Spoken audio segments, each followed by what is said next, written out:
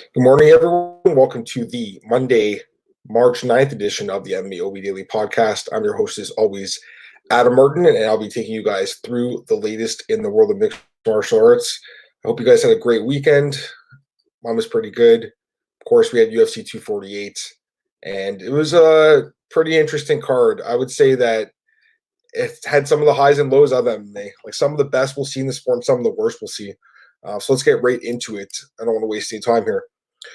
All right, I'm going to start at the top and work my way down the card as always. So I'll start with the main event of the evening. But man, this fight doesn't really deserve to be talked about. Not as much as the co-main event, which I'll get to in a minute. But the main event, Israel Adesanya defends the UFC middleweight title with a unanimous decision win, 48-47, 48-47, 49-46.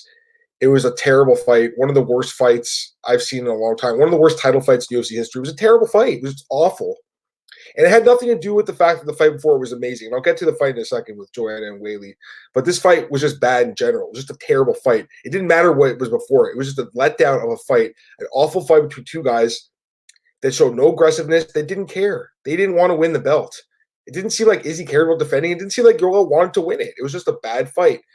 Bad style matchup, unfortunately. On paper, it looked like a good fight. You had Israel Adesanya, the guy's undefeated. He's an amazing striker, an incredible athlete, a superstar in the making. And then on the other hand, you have Yoel Romero, an incredible athlete, older guy for sure, but still a dangerous guy. Everyone was scared about him. But man, he blew it. He blew it. He gets an opportunity like this, coming off 2 straight losses in the UFC, gives him another title fight. Despite the fact he's missed weight in multiple other title fights, he still gets a title shot and absolutely blows it, putting on a terrible performance. Just an awful fight. Both guys should be embarrassed by this fight. It was terrible. No fan deserved to pay money to watch that fight. It was bad. There's some booing in the crowd. I think it's well deserved. Both guys just didn't care. And if you're paying a few $100 to sit in the crowd and watch, you're going to be disappointed by something like this. So as far as how I scored it, I did score for Israel Adesanya. I gave the first 2 rounds for Romero, the last 3 to Adesanya, but I didn't even care. Honestly, I didn't care at the end of the 5 rounds. I'm like, I don't even care who wins this fight because it was just so bad, and neither guy really deserved to earn the belt. Adesanya, I gave him the win because I think he did a little bit more with volume with the leg kicks in the last 3 rounds, and that's it. That's a pretty awful way to win a fight when you're barely edging it out. Romero won the first 2 rounds because he landed a few big shots. But I'm talking about a few big shots. I'm talking about like 1 shot a round. Like the amount of strikes thrown was pathetic in this fight. It just didn't make sense. Like I'm listening to Big John McCarthy's podcast today, and he had it bang on. He said Romero just didn't have the passion to win the belt, and he's 100% right. Romero did not care enough. And for a guy that's turning 43 next month, who's probably not getting another title shot anytime soon, it was shocking to see the lack of urgency in this fight. For Adesanya, this was his worst performance in the UFC by far. And you know what? A few of his fights early on in his career in the UFC weren't that great. Like the Vettori fight was not a good performance either. Even the Wilkinson fight, he ended up getting the knockout. That fight wasn't the greatest performance. But this fight was by far his worst fight. And the worst part about this fight is I think both guys' stocks really go down after this fight. Heading into this fight, everyone's talking about Adesanya as a superstar, the next John Jones. I don't think anyone's saying that after this. John Jones has had a few bad fights in his career, but I don't think he's had anything like this. This reminded me of more like Anderson Silva when he fought, like Atalis Latis or Damian Maia, those really awful fights he had earlier in his run as a middleweight champ. And he had some bad fights. That kind of reminded me of this. Just, fights take 2 to tango. And in this case, you had Romero just staying back on the outside trying to counter. And Adesanya staying back on the outside, looking to just pick apart Romero from distance. He did that a little bit more effectively, and that's why I do think he deserved to win the decision. I say that word deserved very lightly because, honestly, neither guy deserved to win this fight. If you guys want, throw your scorecards in the chat. I want to hear what you guys have to say about this one. I don't want to spend too much time on this fight because, quite frankly, it doesn't deserve much time being spent on it. It was just a really bad fight. This is why, as much as we all like the fight on paper, this is why a guy coming off 2 straight losses probably shouldn't get a title shot because they just don't deserve it. And, in this case, you had a guy in Romero coming off 2 straight losses and loses again now, 3 straight losses, 43 years old next month. This guy is, I respect Joe Romero. He is a tremendous athlete, and he's had some incredible performances, but that's it. I don't want to see this guy fight for the belt anymore. He misses weight. He goes and puts on a fight like this. Like, no thanks. And for Adesanya, I was really looking forward to that fight with Jon Jones. He's not ready at all for Jon Jones. That's not happening anytime soon, guys. Paulo Costa's next for Israel Adesanya. And quite frankly, if he fights like this against Paulo Costa, I think Costa beats him. I think Costa has a really good chance to beat Israel Adesanya because he's aggressive, because he walks forward, because he's just relentless. Look at the way he fought Romero in the last fight. Costa moved forward the entire time. And Romero did well in that fight too. It was a great fight. Both guys went at it. But Costa moved forward. In this case, no one moved forward. Both guys moved back the whole time. I knew we were in for something bad when that first minute happened in the fight, and Romero was standing like this, just staying there, literally staying there like this, not doing a thing. And I'm like, oh no, this is going to be a bad fight, isn't it? And it was even worse than I could have imagined. It was bad, just a terrible fight. And that's all I want to talk about this fight. I'm curious to hear you guys' scorecards if you want to throw them in there. But, I scored a 48-47 for Adesanya the last 3 rounds.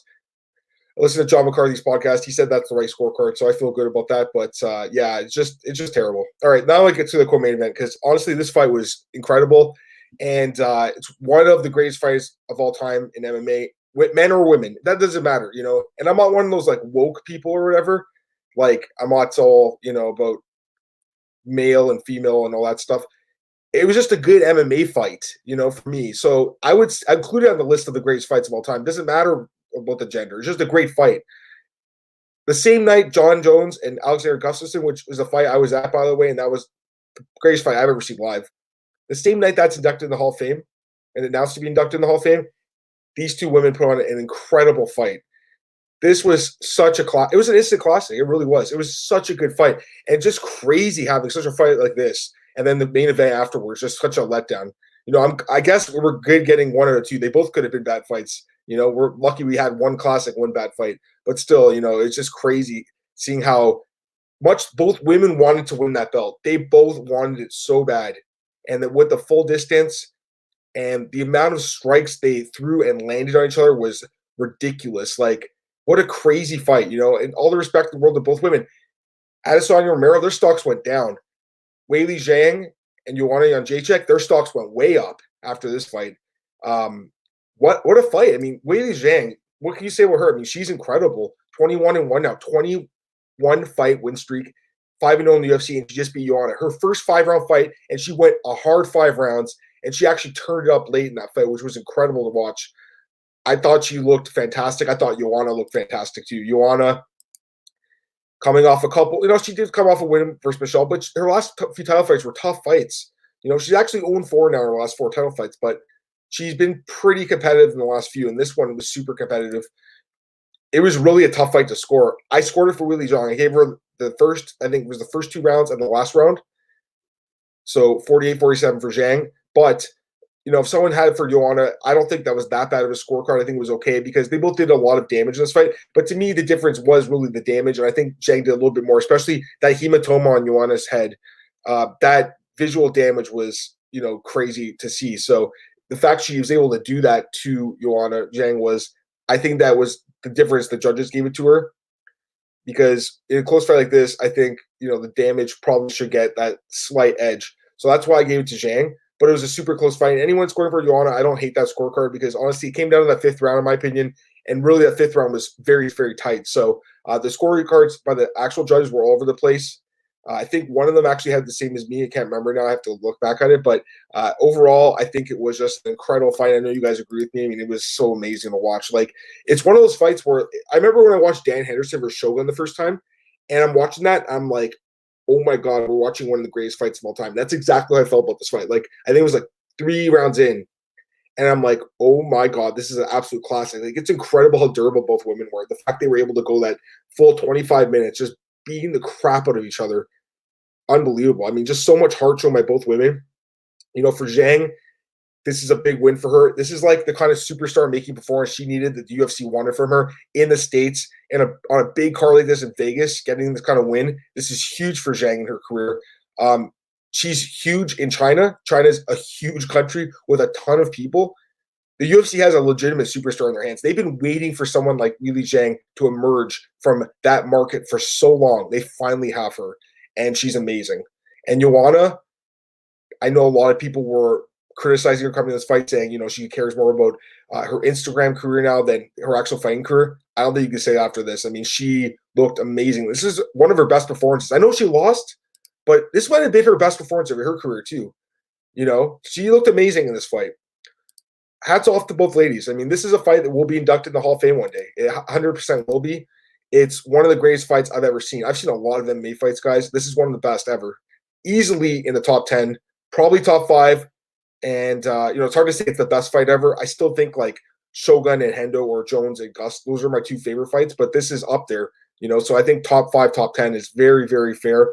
And if you want to categorize it, it is by far the best women's fight ever. I can't think of a better fight. I mean, there's been some good ones like Holly Holm against Miesha Tate was a great fight, or Sarah Kaufman versus Alexis Davis in Strikeforce, great fight.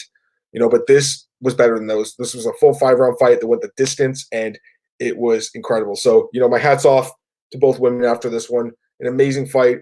And what's next? I mean, Zhang probably fights the winner, I would guess, of Rose versus Andrade, which happens at UFC 249 next month. That's the co-main event. You'd have to guess that the winner gets a title shot, and I'm pretty sure the UFC would like to see Rose Namajunas win that fight, and then they could book a fresh fight between Zhang and Rose. We've never seen that fight. It'd be a great fight. I'd love to watch that fight. It'd be a great fight. You talk about fight of the nights. I mean, Zhang versus Rose. Wow, it'd be good. But even an Andrade rematch would be fun to watch. The first fight ended very quick, and from what we heard, Andrade had a really bad weight cut in China for that fight. First time, I think, fighting really that far away from home. So I think that'd be a fun fight too. But most likely, I think Zhang versus Namajunas is the fight the UFC is kind of hoping for. There could be a rematch between Weili and Joanna. I mean, it's deserving, but I think when there's other title contenders like those sitting out there, she probably doesn't get it. For Joanna, maybe the loser of Rose and Andrade she could fight, or someone else in that division. Tatiana Suarez is hurt right now. Her neck is still injured, so she won't be in the title talks right now for a little while. When she comes back, she probably will be. But for now, I think it's going to be Rose versus Andrade. The winner of that fight gets the next title shot against Zhang, and that would be a great fight too. So again, an amazing fight, and it's just the juxtaposition between this fight and the main event. It's night and day, right? You had one of the greatest title fights ever in MMA, and then one of the worst title fights ever in MMA in the same night. Pretty nuts. All right, let's go to some other fights here. Actually, you know what? I have a couple comments here. Thanks, guys. Appreciate it. Adrian Kapoor. Morning, Adam. Hey, buddy. Well, how's it going? Always appreciate your comments. I had Izzy 3-4 and Yoel 1-2 and 5. Most people on MMA decisions giving it to Yoel 48-47, but we don't even care. We all lost. Yeah, no, exactly. I mean, we did all lose. Like, no one enjoyed watching that. I did have it 1-2 Yoel and then 3-4-5 for Izzy. John McCarthy had that scorecard. I just listened to his podcast like half an hour ago, and that's what he had too. So I feel pretty good on my scorecard, but I can see, I guess, the fifth joining Yoel. But again, who cares, right? Like, either guy wanted to win. Kenshiro Rodojo had money on Weili Zhang and made good money 4 times. Good job, man. Yeah. A lot of people were on Joanna. I actually had Weili Zhang by decision myself. Like, most people had her by knockout. I had her by decision. So I'm actually really happy with the way I broke down the main event and co-main event on the MMA Oddsbreaker. I had them both bang on, but picked them both by decision. And pretty much the way I wrote them out was kind of how the fights played out. Although I thought the Izzy fight would be a lot more exciting. But this fight was like, the damage is going to be the difference. And I think it was the power shots. Kenshiro says Joanna should be proud of herself. They both came to fight 100%, and they'll book the rematch once JJ is healed. I don't know. They could, but I think that she probably needs another win. I mean, she's 0-4 in the last 4 title fights. Like, is she going to be in Uriah Faber territory now, where she's just getting title fights and then losing? Or even Yoel Romero, he's 0-4 too, which is crazy. But he's never even won the belt. At least Joanna's won the belt. Kenshiro Rodojo co-main event had everything: warrior spirit, toughness, and grit. 99% of male fighters don't got that toughness. I agree 100%. It didn't matter, male or female. They're just MMA fighters. You don't need to talk about the gender, right? Like, they're just incredible fighters, and they laid it on the line. It was an amazing fight to watch. All right, let's get to the next fight. Because honestly, guys, like up to this point, like, this looked like it was a shoe-in for fight of the night. Beneil Dariush versus Drakkar Klose. Holy, like, this fight was nuts. Crazy fight. Beneil Dariush looked great. His first round, he had Klose's back the whole time, and Klose showed some incredible rear naked choke defense. I don't know how he didn't get submitted. You got a guy like Dariush in your back for 5 minutes, basically, and didn't get choked out. That was incredible. Second round, Klose hits Dariush with some big shots, leaves his chin up. Dariush smashes him with a counter and blasts him into orbit. That was a crazy knockout. So nuts. Those knockouts where the guys go flying against the fence, like, I always love those. Like, Gregor Gillespie versus Kevin Lee, Terry Adam versus Edson Barboza. Guy gets knocked out and flies back against the fence. Those are always nuts. what a fight. I mean, Dariush, he won a performance bonus and well-deserved, obviously. And I should have mentioned Zhang and Joanna obviously won fight of the night. And, they gave him $50,000 each. Come on, Dana. Come on. For a fight like that, give him $100,000 each. Come on. And by the way, Joanna, her show money was like $100,000 to win. Crazy. She's so underpaid. I really hope the UFC threw them some money under the table. They both really deserve it, especially Joanna. $100,000, that's it. Are you kidding me? Yoel Romero made $350,000 a show. What the heck? That is crazy to me. The salaries are out of whack in the sport. It doesn't even make sense sometimes. Anyways, Dariush looked great, and the knockout was awesome. So Dariush, I mean, this is a big win for him. He needed it. I mean, the lightweight division is stacked, and he needed this win. That's his 4th straight win. He's looked great lately. It's a guy I pick against a lot of the time just because I don't completely trust his chin. And once again, he proves me wrong. So good for him. I actually had a pretty good night of picks. Most of my picks were right, but this was one that I thought that the underdog could come through with close. And it looked like for a second he might get the knockout, but he got caught himself. So Drakkar Klose loses, but a great fight. And another fight where I think maybe both guys' stocks go up a little bit after the fight. Next up, Neil Magny defeats Li Jingliang, unanimous decision, 30-27 across the board. Kind of a boring fight, but, for Magny, he needed to just get the win here after 2 years away, basically, or not 2 years away, but a year and a half away. Hasn't fought in so long, obviously, USADA issue. Good for him to get the win. I saw the stats after the fight. I think he's like 3rd all-time in wins at welterweight behind GSP and Hendricks. That's nuts, right? Or was it GSP and Maya? I can't remember who it was, but he's 3rd all-time, and he could easily pass GSP within the next year or two. Imagine Neil Magny retires as the most winning welterweight in UFC history. That is nuts. This is a guy who was on the Ultimate Fighter. No one really thought much about him back in 2012 when he was on the Ultimate Fighter. And honestly, the guy's just had a good career. So good for him getting the win here. For Jingliang, disappointing. I mean, we all thought that this guy could be somewhat of a contender because of his finishing power, but he gets just dominated here with the wrestling.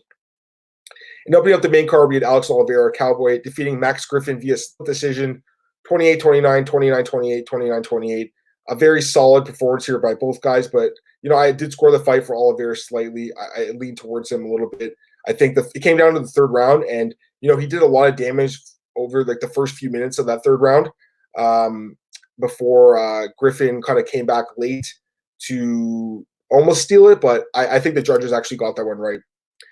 All right, a couple more comments here. Adrian Kapoor, Benny should be ranked in my opinion. That knockout his run of finishes he's on is crazy and so underrated. Only bad loss is Barboza. I'd favor him in Hernandez rematch. Yeah, he should be ranked.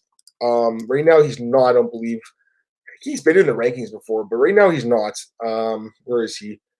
Yeah, he's not in the rankings, but I think easily he could be in the top 15. Just that I guess the loss to Hernandez kind of keeps him out of it right now. But quite frankly, I think a guy like Islam Makhachev, he's a really good fighter. We all know how dangerous he is. But quite frankly, like I think Dariush's run is a little bit better, in some ways, because he's actually beating guys that are like somewhat ranked. John Doe, great podcast. Really appreciate the comment, man. Thank you. Just getting to the prelims here. Sean O'Malley defeats Jose Quinones. Great knockout here by Sean O'Malley. He looked awesome after a long layoff, 2 years away, and comes back and gets a knockout like this. Looked fantastic. Mark Madsen with a unanimous decision win. Basically, just uses wrestling and grind. Hubbard. Rodolfo Vieira looked incredible with the submission with the arm triangle choke. He looked great. Gerald Mearshart picks up a win as an underdog, which I did predict, getting a 3rd round rear naked choke and round win, so he looked fantastic. And then just going to the early prelims, Giga Chikadze defeats Jamal Emmers by split decision, close fight, could have gone either way. And Dana Batrickel defeats Guinea by knockout. So just overall a great card. I mean, it was an awesome card. Sucks the main event was like that, but overall just a fantastic card. All right, I think that's going to be it for today, guys. I got a lot of stuff to do today, so just going to cut it short. Really appreciate the comments as always. Really love the back and forth with you guys. You guys can follow me on Twitter at MMAOB and this podcast, and my home is MMAOddsbreaker.com. I'm also available at bjpenn.com and MMAratings.net. Guys, we'll be back tomorrow for 2 podcasts, morning podcast, 10 a.m., and then 11 a.m., the breakdown podcast for that against card. And I've got one last question here for Marcus Williams. Who would you book to fight Sean O'Malley next? Great question, Marcus. I'll answer it really quickly before I get out of here. And just looking at the rankings, you look at the top 15. I think, how about John Dodson? That's a great fight. Sean O'Malley versus John Dodson. That's my fight to make. Guys, I'd love to stay in, but I have way too much stuff to do today. I'll talk to you tomorrow. All right, bye, guys. See ya.